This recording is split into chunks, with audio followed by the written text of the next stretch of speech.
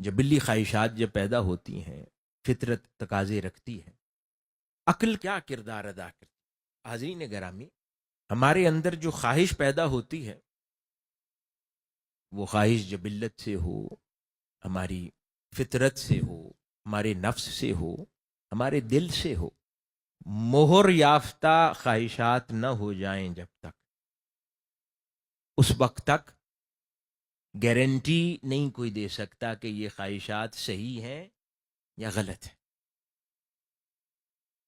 تو عقل ہر خواہش کو تولتی ہے، یعنی عقل کا ہمارے جسم میں کام ہے دل سے پیدا ہونے والی خواہشات کو منظم کرنا،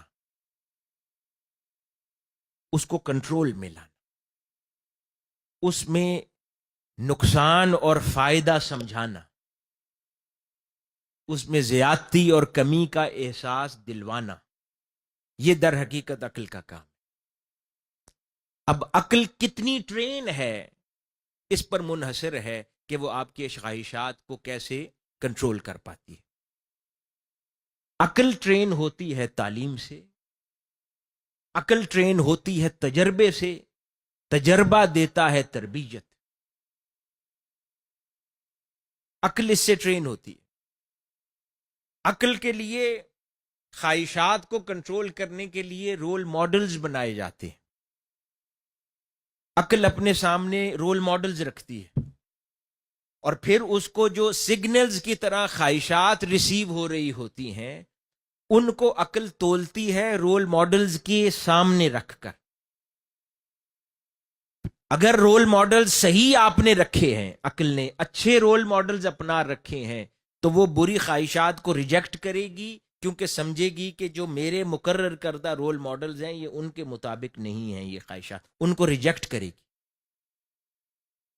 اور پھر جو رول ماڈلز کے بنائے ہوئے پیمانوں کے مطابق خواہشات جو اس پر پوری اتریں گی ان کو اپروو کر دے گی، اور خود بخود انسان کے اندر احساس پیدا ہوگا غلط اور صحیح کا تصور، اور کہے گا میں نے یہ کام نہیں کرنا، یہ ضرورت سے زائد ہے، یہ نقصان دہ ہے، یہ میرے لیے نقصان دہ ہے، یہ دوسرے کے لیے نقصان دہ ہے، یہ معاشرے کے لیے نقصان دہ ہے، یہ میرے والدین کو تکلیف دے گا، یہ میری اولاد کو تکلیف دے گا، میرے دوستوں کو تکلیف دے گا، میرے ملک کو تکلیف پہنچائے گا۔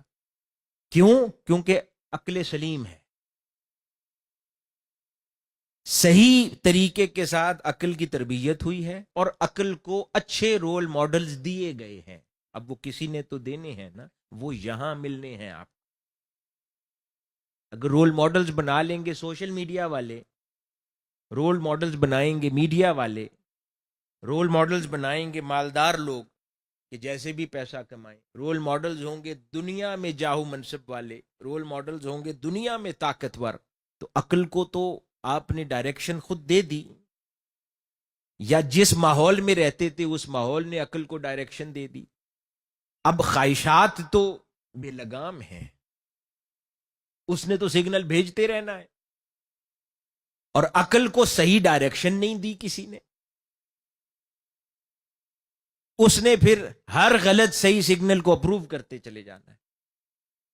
جس کی عقل بالکل فوت ہو گئی ہوتی ہے وہ بالکل غلط صحیح چھوڑ دیتا ہے، وہ ہر چیز پھر جو چاہتا ہے اس کا نفس وہ کرتا چلا جاتا ہے، وہ قتل بھی کرتا ہے، وہ چوری بھی کرتا ہے، وہ ظلم بھی کرتا ہے۔